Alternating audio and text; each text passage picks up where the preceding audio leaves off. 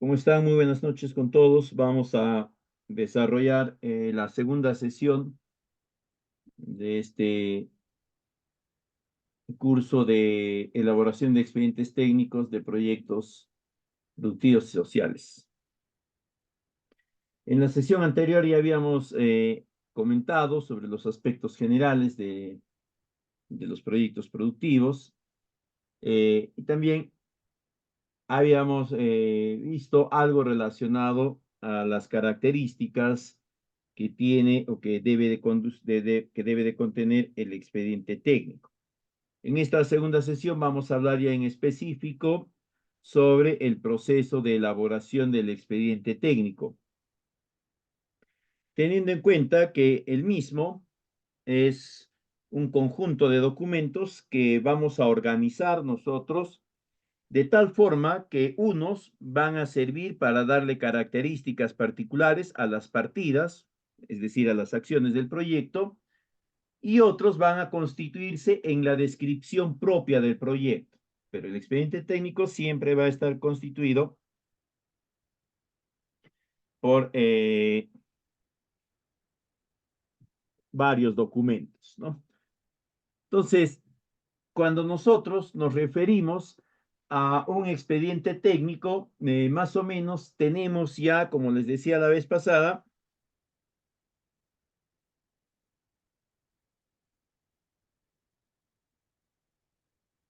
eh, una idea bastante aproximada de cuáles van a ser las actividades que se van a desarrollar para poder generar el objeto o el objetivo del proyecto. Si nos piden que elaboremos un expediente técnico, en este caso de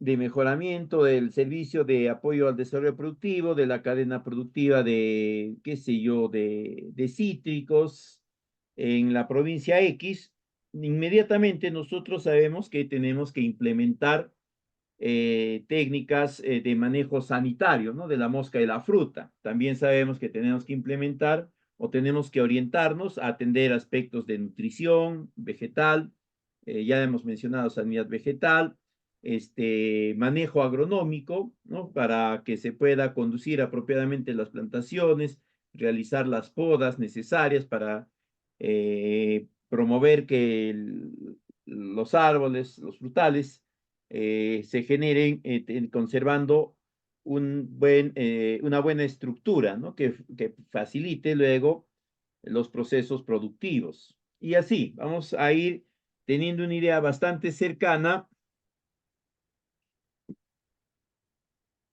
eh, de lo que vamos a hacer. Pero en ese momento, ¿no? Nosotros tenemos una idea de lo que queremos hacer, pero esa idea carece de aspectos cuantificables, es decir, no sabemos su cantidad, sus dimensiones, características particulares. Para eso es que se van a generar algunos documentos de apoyo que van a ser los denominados estudios. Generalmente nosotros cuando hablamos de un expediente técnico,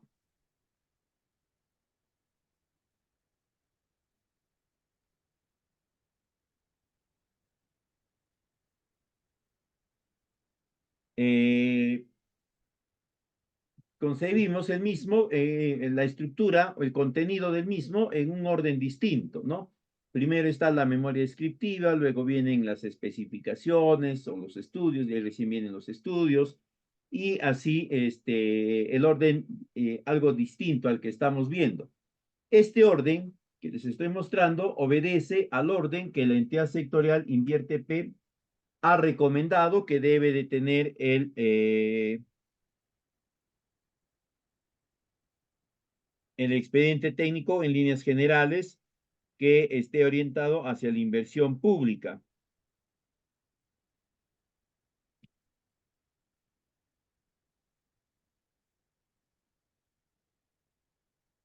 Entonces, nosotros, o perdón, está compuesto por 4 grupos de documentos. El primero de ellos, denominado estudios, Este grupo de documentos se caracteriza por contener información eh, información que nos va a permitir darle características especiales a las partidas del proyecto.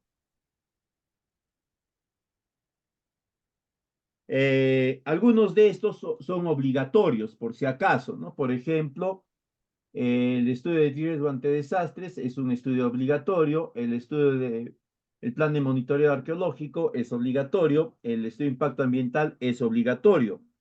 Esos estudios sí o sí tienen que ser generados. No existe forma en la cual no puedan ser parte del expediente técnico. Esto que están viendo acá es un lineamiento técnico generado por la entidad rectora de inversión, InvierteP.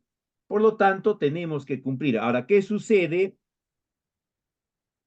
Eh, ¿Qué sucede si alguien nos dice que no es necesario? ¿Qué puede pasar? ¿No? Nosotros igualmente tenemos o que presentarlo, a pesar que no esté dentro de nuestros términos de referencia, o indicarle al titular del pliego para el cual elaboramos el expediente técnico que el documento que le estamos presentando no contiene el expediente, un determinado estudio, porque no está contemplada en el término de referencia, porque la entidad no ha comunicado si ya lo tienen, no lo tienen, si ellos lo van a integrar o no sé qué, pero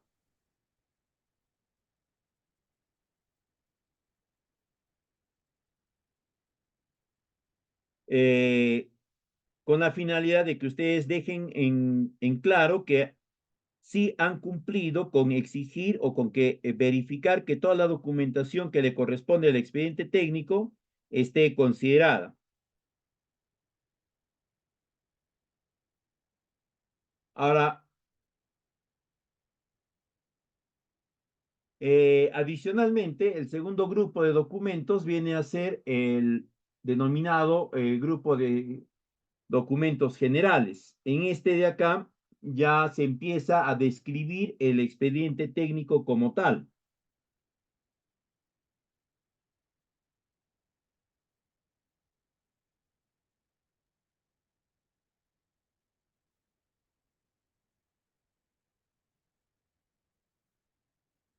Y contiene la memoria descriptiva, la memoria de cálculo, las especificaciones técnicas. Y acá, si bien es cierto, la norma ya no nos exige este estudio, sí nos exige este plan de seguridad y salud en el trabajo. Es el otro documento obligatorio que tenemos que generar como parte de la documentación básica de un expediente técnico. Luego está el tercer grupo de documentos que es denominado como ingeniería y detalles. En, en esta parte del expediente técnico se va a describir la, eh, el diseño de ingeniería de cada partida y del proyecto en conjunto.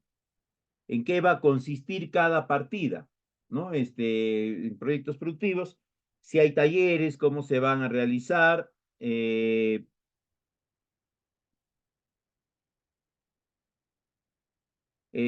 qué modalidad, en qué lugares, con qué temas, etcétera, etcétera, ¿no? Además, si hay planos, hay croquis y similares,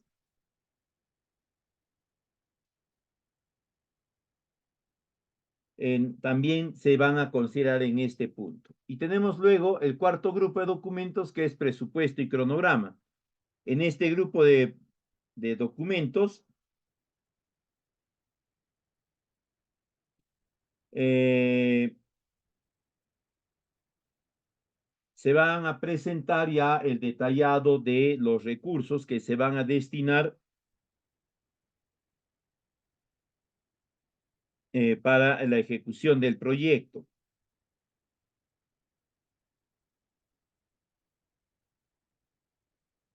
¿no? Entonces, Esta es más o menos la estructura básica que debe de tener un proyecto de inversión, el expediente de un proyecto de inversión pública.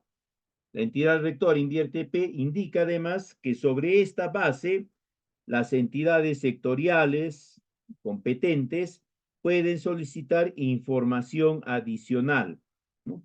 Eh, algún estudio especial de mayor amplitud con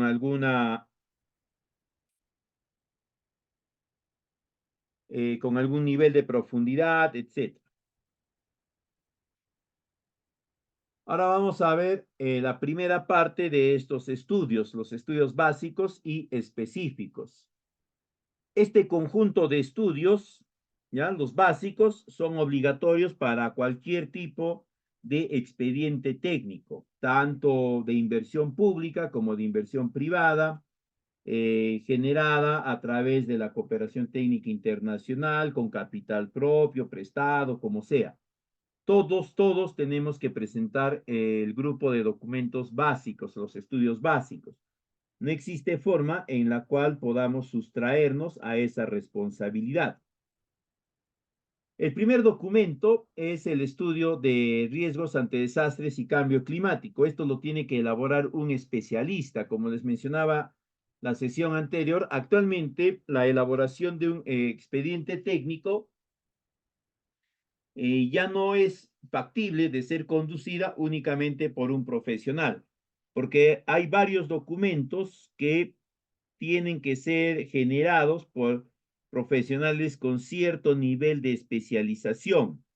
Uno de ellos importante es el estudio de riesgos a desastres y cambio climático, ¿no? Incluso hay entidades que te solicitan o que te indican que este estudio tiene que estar firmado por un profesional que esté registrado ante los órganos competentes, ¿no?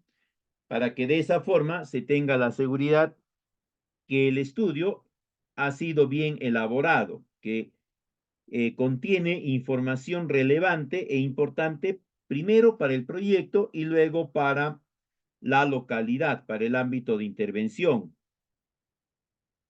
En este estudio, el especialista va a analizar la situación de vulnerabilidad y resiliencia de toda el área de influencia del proyecto, es decir, de todo el espacio donde el proyecto se va a generar.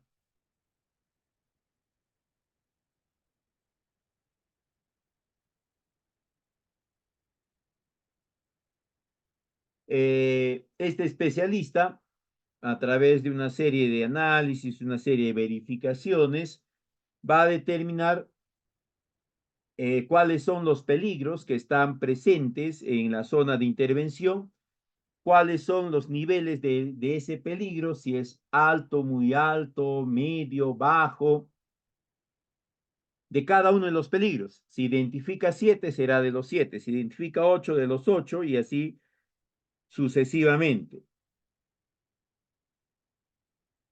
Eh, y luego va a analizar la vulnerabilidad de las distintas zonas expuestas a estos peligros para ver cuáles de ellas están más propensas a verse afectadas.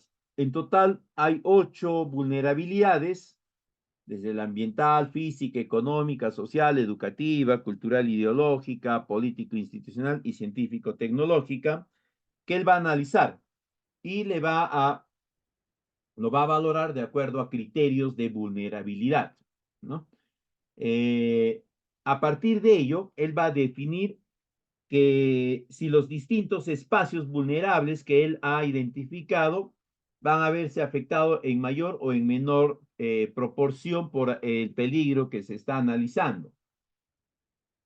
Y eso le va a permitir a él, ¿no?, plantear la vulnerabilidad total de la zona de intervención. En esta zona de intervención, él va a considerar tanto la zona de estudio, ¿no?, es decir, donde se va a ejecutar el proyecto propiamente dicho,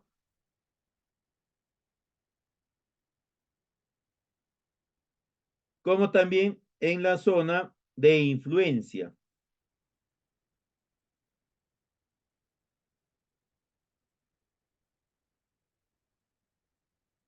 Eh,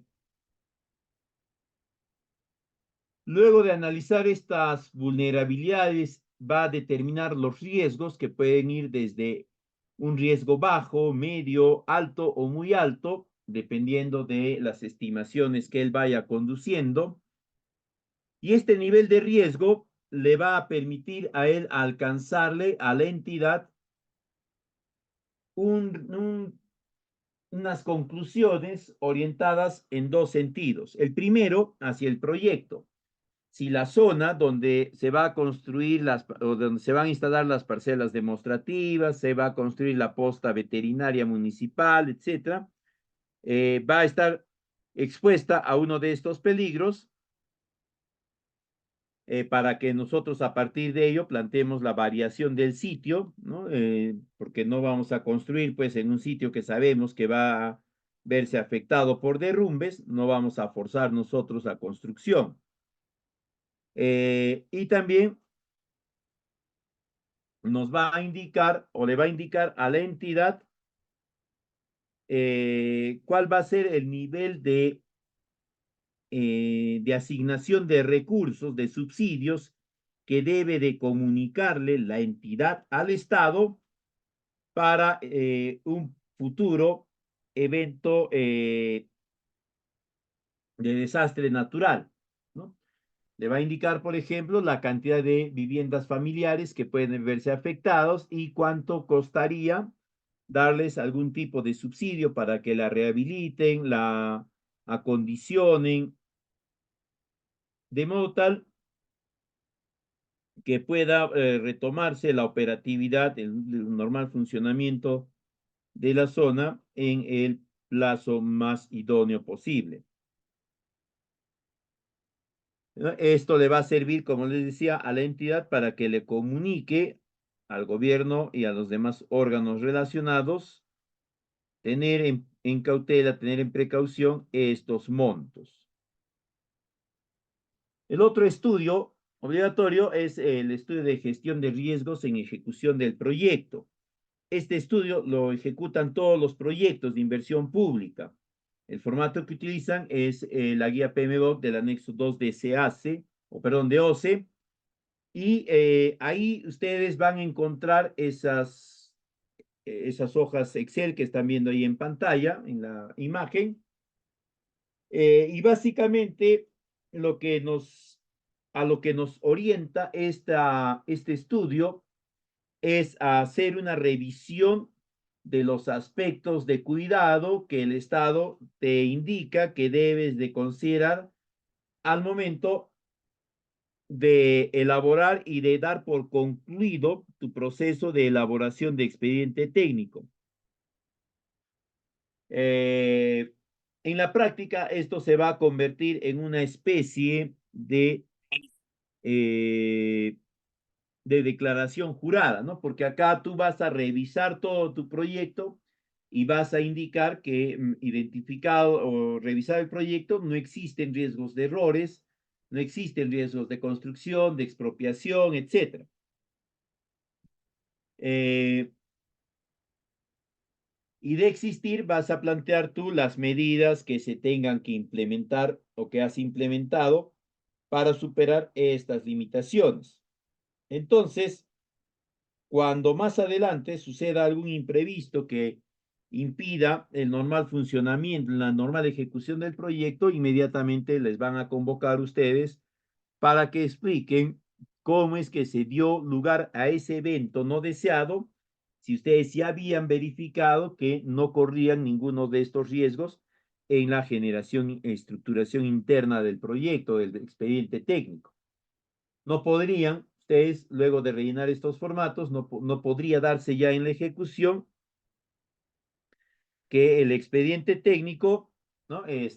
Tuvo que ser paralizado porque, la ejecución del proyecto tuvo que ser paralizado porque no se tenían las licencias, ¿no? Nos faltaba la licencia, la autorización o una partida estaba mal diseñada. ¿Por qué? Porque estamos indicando que ese riesgo lo hemos controlado acá, ¿no? Acá está riesgo de errores o deficiencias en el diseño, riesgo de obtención de licencias y permisos. ¿Mm? Y como dije, si identificamos que algo de eso se nos ha escapado, debemos de indicar a quién a quién debería de encargarse de hacer o de resolver esa situación.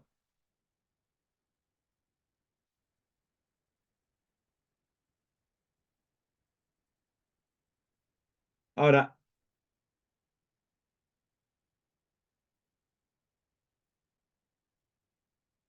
el otro,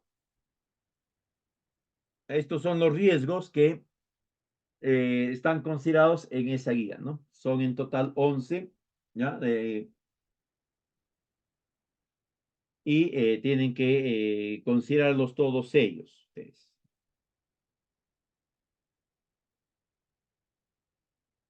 ¿No? Esta es más o menos la guía, ¿ya?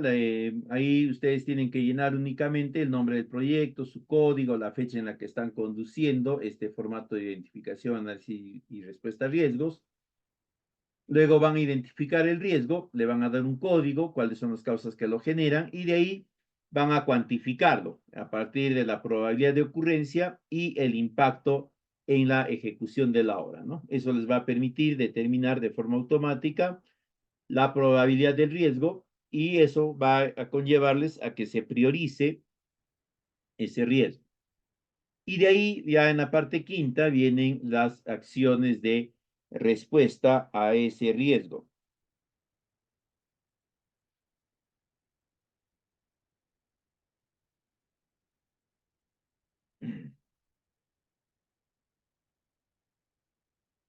El otro estudio obligatorio que todo expediente debe de tener es el estudio de impacto ambiental. Sabemos nosotros que cuando desarrollamos algún tipo de intervención, esta va a tener impactos con el entorno. El entorno va a venir a ser el medio ambiente, el ecosistema, ¿no? Dependiendo del tipo de proyecto, de la orientación de la actividad, los impactos, las afectaciones serán de mayor o menor intensidad. Ahora, nosotros vamos a encontrar una serie de metodologías o de herramientas para poder conducir este proceso de análisis. Sin embargo, una vez más, la entidad rectora, Invierte P, considera que hay una herramienta técnica mínimamente aceptable, que va a venir a ser la matriz de Leopold, la que están viendo ahí en pantalla. ¿Eso qué quiere decir? Eso quiere decir que para el Estado y para que éste considere que tu proyecto ha sido bien elaborado, el expediente técnico del proyecto ha sido bien elaborado, mínimamente tendrías que definir tus impactos ambientales empleando esta técnica. Si has empleado alguna técnica de mayor precisión, de mayores criterios de análisis que la de Leopold, bienvenido sea. Pero si has, por ejemplo, alguien una vez me decía, ¿no? Este ingeniero, a mí el área usuaria me ha indicado que el estudio de impacto ambiental lo puedo generar a través de un día con una lista de chequeo nada más. La entidad te puede decir que sí, que lo hagas, incluso que no lo hagas, ya les dije, ¿no? Pero el dueño de la inversión no es esa entidad, no es el gobierno regional, local, ni los gerentes, tampoco es el pueblo, ni la comunidad, nadie. El dueño de la inversión es Invierte P. El dueño de ese dinero, quien lo administra y que nos encarga a nosotros distribuirlo, es Invierte P. Por lo tanto, tenemos que hacer todo lo que ellos nos indican. Esta matriz no es compleja. En la parte de la título de columna van a colocar ustedes las actividades o las partidas del proyecto y en el título de fila van a colocar los factores ambientales que van a verse o que se pueden ver afectados, ¿no? Agua, suelo, aire, flora y fauna. Cada punto de encuentro va a ser la intersección donde se va a medir la magnitud y la importancia. Para ello, cada cuadrante lo dividen ustedes en dos, así en forma diagonal. En el cuadrante diagonal superior colocan las magnitudes que pueden ser de positivo a negativo desde 1 a 10 y en la parte inferior, en el triángulo inferior colocan la importancia, que puede ir desde 1 también hasta 10. Y luego proceden a realizar sumas y restas, ¿no? Dependiendo de los valores que hayan colocado en cada punto, para determinar los puntajes finales de cada una de las partidas. Ojo, es el puntaje de la partida, ¿no? Más o menos en este sentido, ¿ya? Obviamente las partidas que tengan signo negativo serán aquellas que tienen impacto negativo sobre el entorno, sobre el medio ambiente. Y aquellas que tengan signo positivo serán las que tienen un impacto negativo. Adicionalmente, a un valor absoluto mayor, mayor impacto, ¿no? Si nos dice menos 80 es mucho más alto que menos 20, por ejemplo. Entonces, esa actividad de menos 80 requería muchísima más atención que la de menos 20. ¿No? Las partidas que tengan valores negativos mayores, obviamente son aquellas que deben de ser tratadas, que deben de ser atendidas en primera instancia.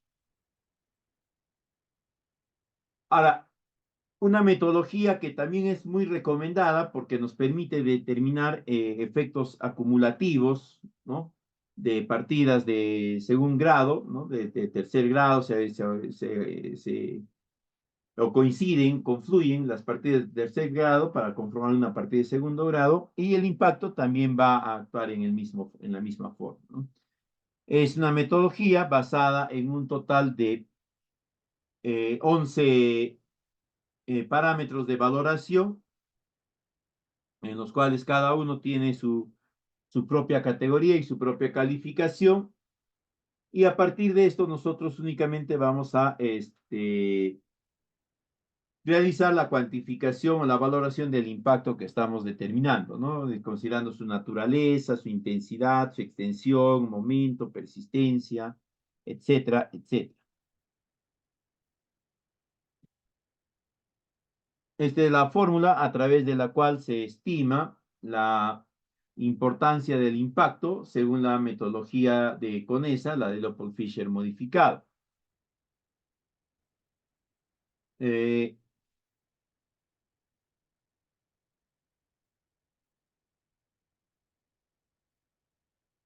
a continuación viene el estudio agrológico. Para el caso específico de proyectos productivos sociales, el estudio agrológico es determinante, ¿no?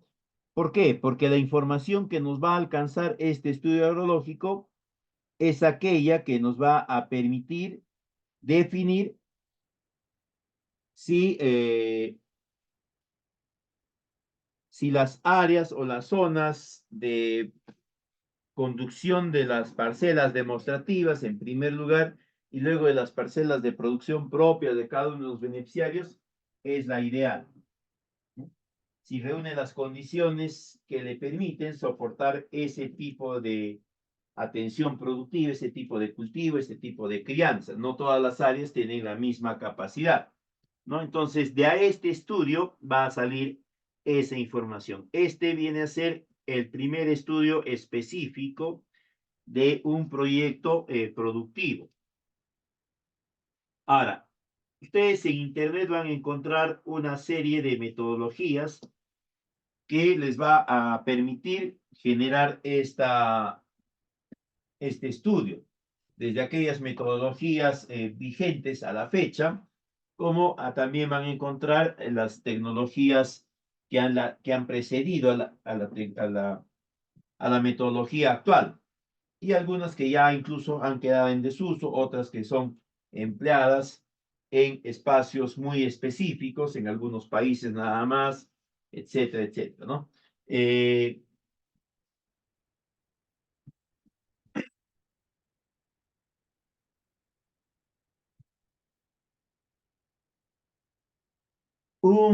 Una metodología bastante sencilla y que les puede facilitar este estudio es la metodología de valores numéricos es la metodología de valores numéricos de los factores.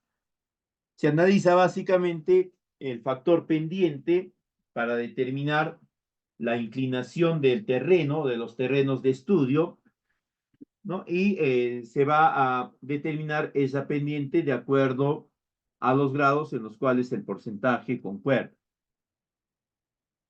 El otro factor va a ser de la erosión. Vamos a determinar que los puntos de muestreo tienen un determinado grado de erosión, que puede ser desde ninguna hasta niveles de erosión en la cual se puede observar ya de forma directa el material parental incluso.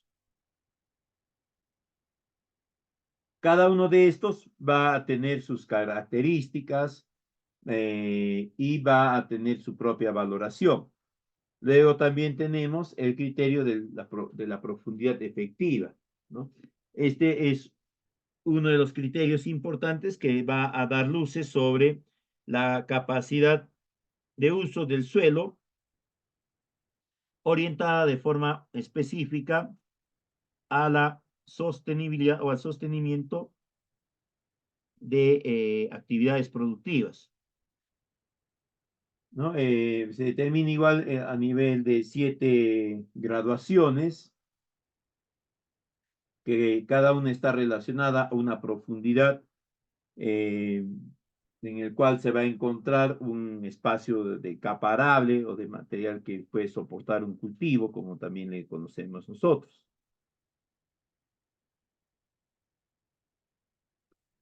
El otro factor es de la textura. Esta característica del suelo es ampliamente conocida por la mayoría de los profesionales vinculados al aspecto agrícola productivo. Eh, Acá vamos a encontrar que la clasificación de los suelos pueden ir desde moderadamente pesado, que son suelos franco-arcillosos, hasta muy liviano, que vendrían a ser suelos arenosos o franco-arenosos.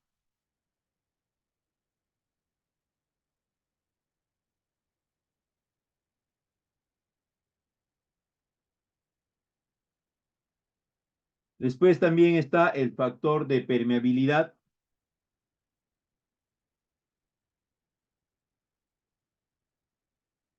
que es la capacidad que tiene el suelo de permitir el discurrimiento vertical del agua, ¿no? A través de unas capas que son más o menos permeables. Entonces, también tiene su graduación, también en base a 7 niveles. Y luego con este cuadro de valores numéricos vamos a determinar el puntaje de cada uno de esos factores, ¿no? Le vamos dando un puntaje y vamos a tener un valor de uso del suelo. Y dependiendo de ese valor, el suelo va a ser de la clase 1, 2, 3, 4, que son los que tienen cierta aptitud o cierta capacidad de soporte de cultivos, de plantaciones, o si no, ya estará dentro de los niveles 5, 6, 7, 8, que son niveles ya poco favorables, poco aptos, poco apropiados para el desarrollo de plantaciones, de cultivos, incluso de cultivos naturales, e incluso más aún, también se considera hasta actividades de pastoreo.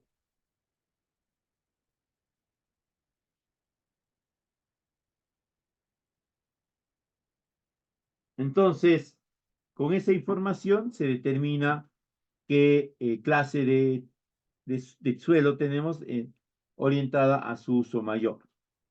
Eso nos va a permitir a nosotros establecer de una forma más pertinente la ejecutabilidad del proyecto en determinadas áreas, ¿no? No en todas las áreas se va a poder conducir el proyecto.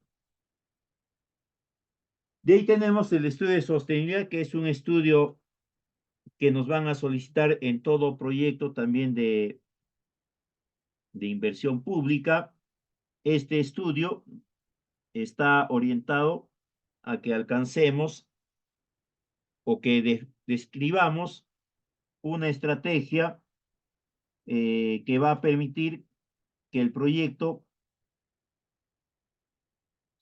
brinde servicios a lo largo de 10 años y para eso se va a tener en cuenta que el proyecto pueda considerar cierta, o la entidad pueda considerar ciertas precisiones, ciertas modificatorias internas, ciertos adecuamientos normativos, que pueda establecer algunas alianzas estratégicas con X entidades, de modo tal que con la participación de todas estas se pueda generar que el proyecto en la fase ya de funcionamiento, es decir, después de la culminación de la inversión,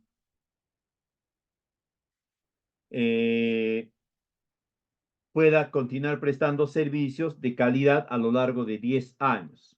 Me estaba olvidando de un aspecto importante. Cuando les hablaba sobre métodos eh,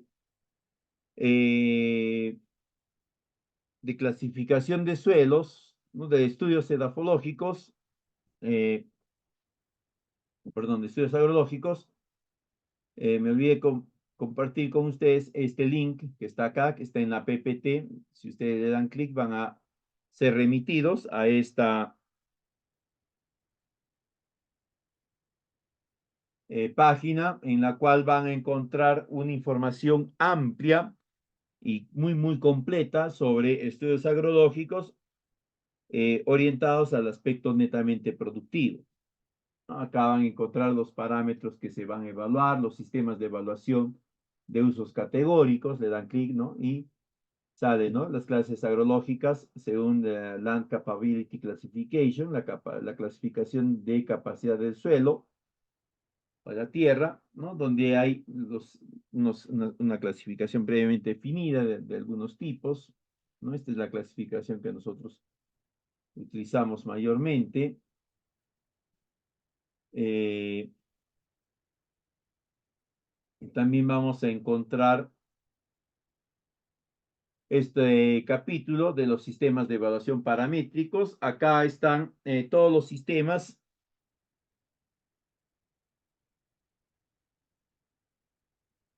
de evaluación del suelo que se han ido generando hasta el momento.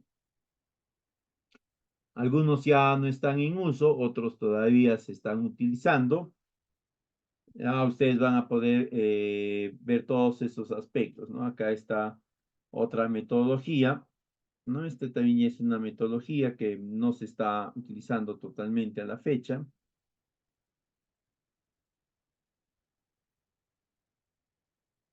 ¿No? Acá están los parámetros de humedad, con que se mide el suelo, el factor de clima, etc. Como les mencioné, es bastante completo.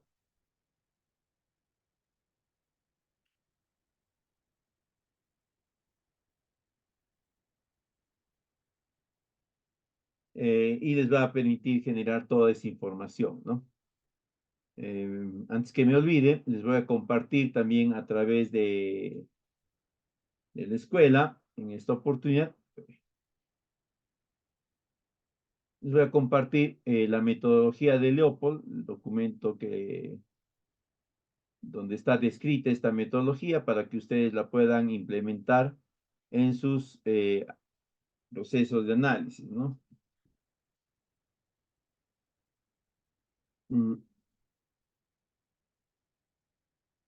Les voy a compartir también una hoja de cálculo que ya está elaborada para poder definir estos impactos según una matriz de Leopold, ¿no? Aparte de los instructivos que vendrían a ser estos dos de acá, ¿no? Y están descritos en qué consiste la metodología, cómo se proceden a realizar los cálculos y demás aspectos, ¿no? Y esta es una hoja de cálculo donde ya está incorporado los procesos de estimación de los impactos, ¿no? Los procesos de suma, resta.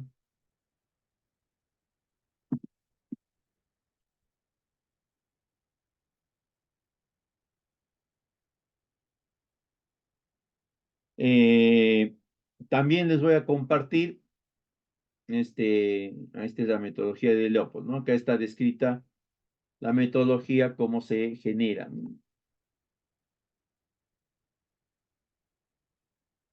paso a paso cuál es el procedimiento a través del cual se desarrolla esta metodología. Les decía, también les voy a compartir este PMBOK de riesgos de orden interno. Mm,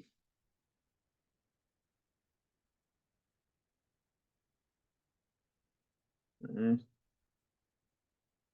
no, entonces es riesgo. Mm, acá esta es la hoja de cálculo de eso.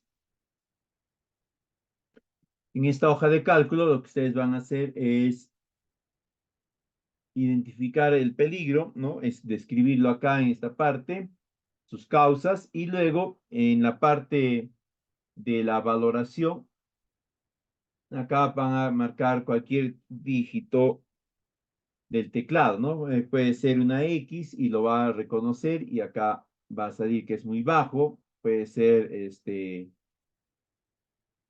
un número, el número 3 igualito lo va a reconocer, puede ser un carácter especial, ¿no? Por ejemplo, el carácter de tilde,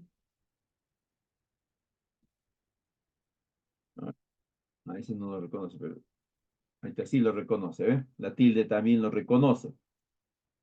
¿No? Y la ventaja es que cualquier carácter que ustedes coloquen lo va a reconocer, ¿no? Porque a veces nosotros decimos, sí, yo marqué con X, pero reconocía puntito, o yo marqué con puntito y resulta que reconocía las X, que me hubieran dicho que por eso no está bien hecho, qué sé yo.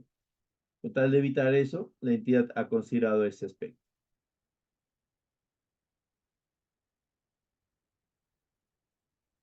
¿Dónde estamos? Ya.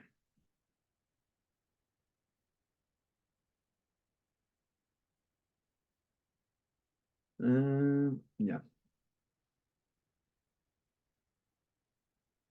Luego está el plan de seguridad y salud en el trabajo. Este también es un documento importante, es obligatorio para todos los proyectos. eh, y lo que nos indican, ¿dónde está?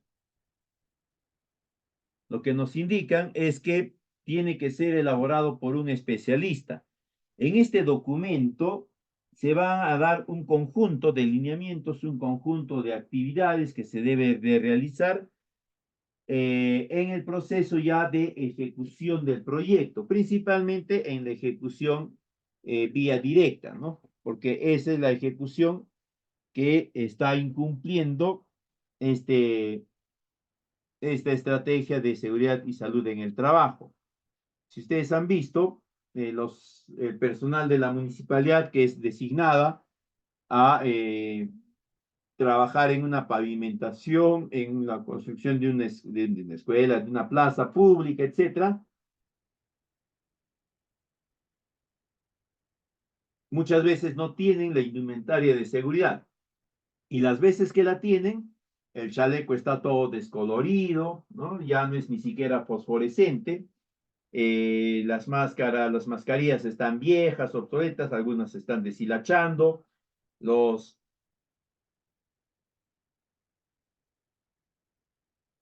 los lentes de seguridad que son generados con un material de mica muy frágil, ¿no? Ya están muy rayados, ni siquiera se puede apreciar bien a través de ellos. Es decir, hay una serie de situaciones que, que tienen que ser consideradas para garantizar que el trabajador eh, goce de un permanente estado de buena salud.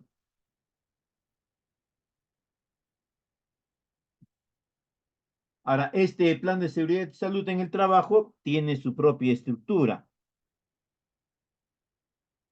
¿ya? Y no solamente es el IPER, sino también comprende algunos otros documentos. El IPERC es uno de ellos, pero no es todo el plan de seguridad y salud. Además del IPERC, va a estar considerado un plan anual de capacitaciones, ¿no? Un conjunto de lineamientos para la obtención de documentos y registros, evaluaciones, etcétera. Todo ello va a ser considerado como parte de la documentación o de la parte de la gestión administrativa relacionada a riesgos y desastres. Eso se tiene que generar, no se puede trasladar de un esquema o de un expediente técnico a otro, porque cada uno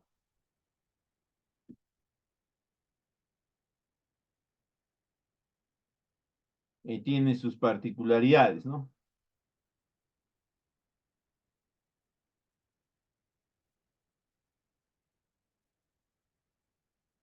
Eh, Esta es una de las matrices hiper que salió a raíz del COVID-19, donde ya se considera los riesgos, dentro de los riesgos biológicos, lo que es las pandemias, ¿no? Antes de eso no se tenía en cuenta. Dentro del grupo de riesgos biológicos o de peligros biológicos se consideraba el SIDA, de hepatitis B, nada más, ¿no? Ahora se consideran ya las pandemias. Esto lo va a conducir también un especialista, ¿no? Un profesional que tiene conocimiento. El resultado, más allá del plan de seguridad y salud, va a ser también una, un esquema de desarrollo de ese plan. Para empezar, ténganlo bien claro esto, quien va a ser responsable del proceso de implementación del plan de seguridad va a ser siempre el residente, ¿ya? Él es el responsable. Y luego de eso, generalmente al supervisor o quien haga sus veces, se le encarga el monitoreo, la supervisión de la implementación de ese plan de seguridad y salud en el trabajo, generalmente. Dependiendo de ciertas particularidades, se puede encargar a otra persona, pero por lo general es al mismo supervisor. Esto en proyectos productivos. En algunas otras obras, en expedientes técnicos de obras, sí se puede considerar ahí la contratación de un prevencionista, de un supervisor de riesgos, etcétera, porque ya tienen una orientación o tienen más componentes de riesgos que otros tipos de proyectos. Eh,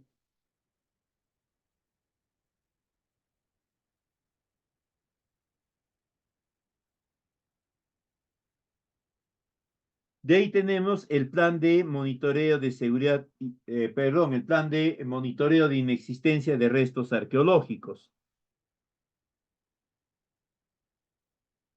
Este es un documento que va a ser elaborado por un especialista también. Ese especialista va a establecer una estrategia de verificación en campo de que en la zona donde se está ejecutando el proyecto no se encuentren, no se identifiquen restos arqueológicos. Y no hay que confundirlo con el CIRA, ¿no? Hay veces confundimos este estudio con el CIRA. El CIRA es un proceso administrativo en el cual se tiene que verificar el cumplimiento de una serie de lineamientos, una serie de estrategias y determinar si estas están siendo implementadas, si estas estrategias han identificado la presencia, la existencia de restos arqueológicos.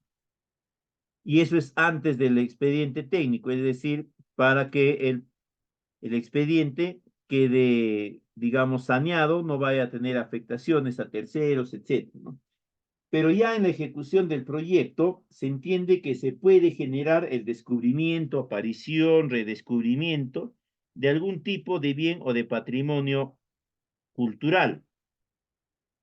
y por eso es que se plantea que es necesario un monitoreo de existencia de restos arqueológicos ya en ejecución, ¿no? Con la finalidad de rescatarlos a tiempo, también evitar que puedan ser direccionados en otro sentido, etc., ¿no? Este estudio lo va a elaborar también un especialista del área que corresponde. ¿Ya? Va a ser, básicamente viene a ser una especie de cuadernillo, un expedientillo muy concreto.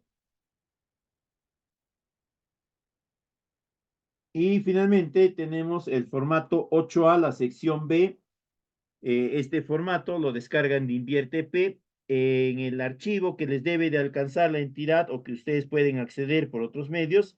En este punto A van a encontrar ya información existente, es la información que corresponde a,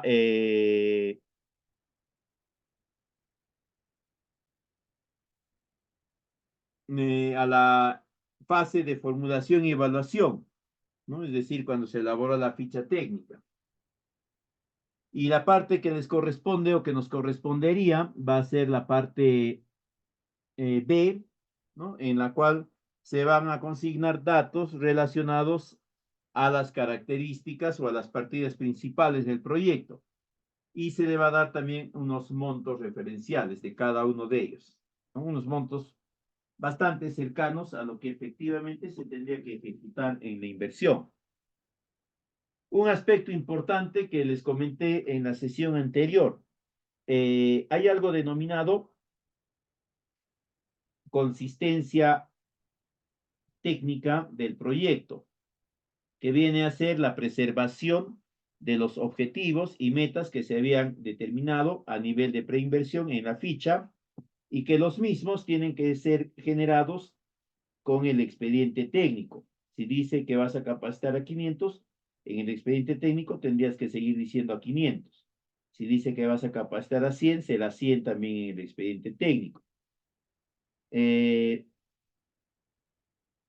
Eviten variar estas metas, a menos que la entidad, la entidad de inversión les recomiende, les indique, porque estas metas están vinculadas al monto de inversión, ¿no? Es más o menos con esos participantes se estima cuánto por ciento de la inversión se está orientando para tales actividades y también cuánto se va a destinar para apoyo, para promoción del operador, etcétera, ¿no?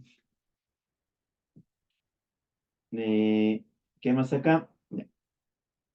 Eso sería todo entonces en esta segunda sesión. Ya en la siguiente sesión vamos a abocarnos directamente a lo que sea el expediente técnico. Qué tipo de información se debe de consignar en los diferentes ítems de su estructura, algunas de dónde los vamos a obtener, otras cómo los vamos a trabajar. Y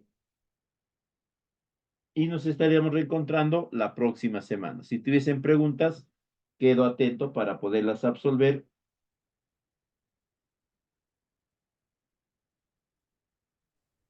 Ingeniero, muy buenas noches. Y buenas noches. Ingeniero, buenas, le habla Michael. Ingeniero, por consulta, al último usted habló sobre el tema de si en la ficha creo tengo tantas cantidades de participantes ¿Acá? a atender en la Ah, ficha, ya. ¿no? En la ficha y en el expediente yo formulo diferente. Supongamos que de repente en la ficha yo tengo que voy a atender a 500, pero en la formulación yo pongo 300. No sabemos que la consistencia del perfil me lo aprueban por 500, pues, ¿no? Pero yo lo Claro. estoy formulando por 300. ¿Es aceptable eso o ya me determina la unidad formuladora nada más? La No, consistencia. tendrías que describir o tendrías que sustentar por qué la variación. Está reduciendo un 40% esa meta, ¿no? Y ese 40% también es el límite de reducción de presupuesto en proyectos de inversión. Por encima del 40% de reducción, ya los órganos de control intervienen. Tengan en cuenta lo que les dije, ¿no? El dueño de la inversión es InvierteP. Si InvierteP te ha declarado viable tu ficha de preinversión con 500 beneficiarios atendidos, 50 talleres, 2 pasantías, 5 módulos demostrativos, tú tienes que elaborar tu expediente técnico considerando esas mismas metas, porque el dueño del dinero te está diciendo, ok, todo lo que me estás diciendo está bien, pero lo haces como me estás diciendo, con tantos beneficiarios, tantos cursos, tantas pasantías, etcétera. Si tú cambias, ¿no? Sin que la entidad rectora, Invierte P, o la entidad sectorial en todo caso te lo haya indicado, tú tienes que explicarle a Invierte P por qué lo estás cambiando, ¿no? Básicamente el ejemplo que mejor describiría eso es el siguiente. Eh, tenemos un hijo que está en edad adolescente, ¿ya? Y que nos pide dinero para adquirir un nuevo celular, porque es necesario para sus clases o lo que sé yo. Y nos dice que ese celular va a costarle 1.000 soles, ¿no? Porque tiene cámara, tiene wifi, guay este, guay el otro y a tantas maravillas que tiene. Y nosotros sin un esfuerzo le damos el dinero. Y pasado unos días, ¿no? Le preguntamos, oye, ¿has comprado el celular? Sí, sí, sí. Te dice, a ver, quiero verlo. Ah, ya, papito, pero sabes, ya no conseguí ese modelo, me animé por este otro modelo que también está así, asá, y me ha costado 800 soles, o te dice 700 soles o 500 soles, dice. Y tú lo primero que haces es parar la oreja y dices, pero tú me habías pedido para otra cosa y para otro equipo. ¿Qué has hecho con el dinero que te ha quedado? Ah, me compré mi ropa. O, ah, me lo gasté, me compré unos videojuegos. Y entras en cólera, ¿no? Oye, pero que cómo, que mira, que por acá, que por allá, que devuelven, una bronca porque tú no habías generado el esfuerzo de asignarle esos 1.000 soles a tu hijo para que una parte él lo use para adquirir el celular y la otra parte lo use para otro fin que no estaba previsto, que no tenías tú la menor idea tampoco. Algo similar sucede con la inversión. Cuando Invierte P te declara viable tu proyecto, te dice que todo lo que le estás planteando, principalmente las metas y el objetivo, están bien planteadas, están bien sustentadas. Hay una consistencia interna de toda la propuesta que te indica que generando esas metas obtienes ese objetivo. Y el objetivo, en el caso de proyectos productivos, es una cantidad de productores con asistencia técnica. El Estado más o menos te saca la cuenta en este sentido. Me estás pidiendo 500.000 soles para capacitar y entrenar a 500 beneficiarios. Eso me quiere decir que por beneficiario te vas a gastar 1.000 soles. Ok, está bien. Me parece correcto. Toma tu like y adelante. Cuando tú al Estado le dices, oye, ¿sabes qué? Esos 500.000 ya no los voy a utilizar para capacitar a 500, ahora va a ser a 250. El Estado te dice, oye, pero ahora estás variándome todo. Yo estaba contento con que con 1.000 soles capacitabas a uno, ahora me dices que van a ser 2.000. Te estás duplicando. ¿Por qué? ¿Qué pasó? Básicamente, ¿quién se está agarrando el dinero? ¿No? ¿Quién está chocando con mi billete? Y te pide explicaciones. A menos que la misma entidad sectorial o la entidad rectora en sus recomendaciones te indique que amplíes el número de beneficiarios, que tengas que redimensionar el proyecto porque son demasiadas localidades, el proyecto pierde efectividad, tendrías que concentrarlas en algunas más. Ahí sí puedes cambiar, ¿no? Ahí el dueño del dinero te está diciendo modifícalo porque no me convence del todo esto. Pero si no te lo dice el dueño del dinero o la entidad sectorial, tú no lo puedes hacer. Así el alcalde te diga, te amenace, se siente en tu cabeza, te haga pataleta. No hay forma en la que tú podrías consentir eso. ¿Por qué? Porque te están tomando el servicio profesional a ti en el supuesto que eres el experto, el que va a orientar a ese alcalde, a ese gobernador, a ese ministro, viceministro, lo que fuese, en la correcta elaboración del expediente. Para eso te están contratando, no te están contratando para que lo formules de acuerdo a lo que el alcalde quiere, el presidente se le antojó, la presidenta soñó, nada de eso. ¿Me entienden? Entonces, ustedes tienen que ceñirse a los marcos normativos. Por eso es que les indico qué estudios son obligatorios, qué metodología mínima te aceptan para que no incurras en una falta.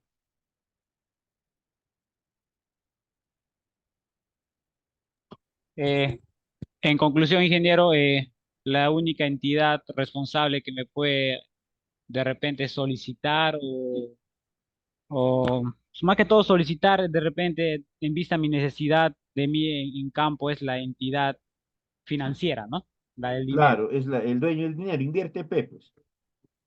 Ya. En este caso, si yo tengo un financiamiento por donaciones y transferencias, depende de una entidad X, de un ministerio, ya sea el Ministerio de Agricultura o cualquier ministerio.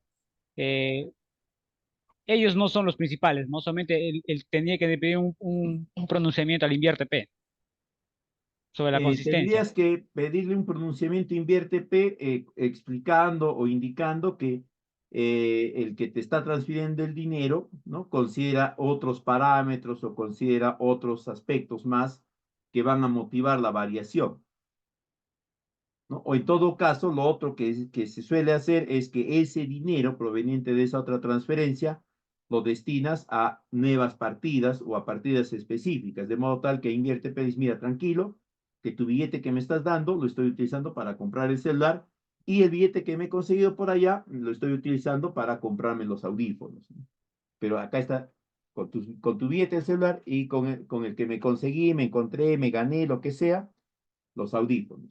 Claramente diferenciados los gastos. No te estoy afectando, pero ahora ya tengo mi celular más mis hermosos audífonos. Entonces, ingeniero, si es que ya disminuye la cantidad de participantes, pero al disminuir la cantidad de participantes, aumento de repente en compra de bienes o de servicios que me ayudan a fortalecer un componente, ahí no hubiera tanto problema en reformular ese expediente, No, ¿cierto? no, no, no, no, pues no, porque no estás afectando el objetivo y las metas que Invierte P ya ha reconocido. Pero sí hubiese problemas si es que de repente bajo la cantidad de participantes y mantengo de repente las cantidades que yo he planteado de repente en compra de bienes o de servicios para Claro, pues fortalecer no, ahí sí hubiera problema porque pudieran decir, oh, ¿qué está haciendo con esa plata? Pues, ¿no? ¿O dónde está yendo claro, esa plata que no está atendiendo la misma cantidad de participantes? exacto, ¿no? Ya te quedó claro, ya ves. Ya, ingeniero, muchas gracias, muchas gracias. Listo. Bien. Si no hay más consultas, muchísimas gracias por la atención prestada. Nos estamos reencontrando la próxima semana, donde ya vamos a ver a detalle qué tipo de información y qué características debe de tener en el llenado de los diferentes ítems del expediente técnico, ¿no? Y ahí también les voy a compartir un modelo de expediente técnico y les voy a dar algunas indicaciones de cómo emplearlo. Bien, muchas gracias. Muy buenas noches con todos. Permiso. Gracias.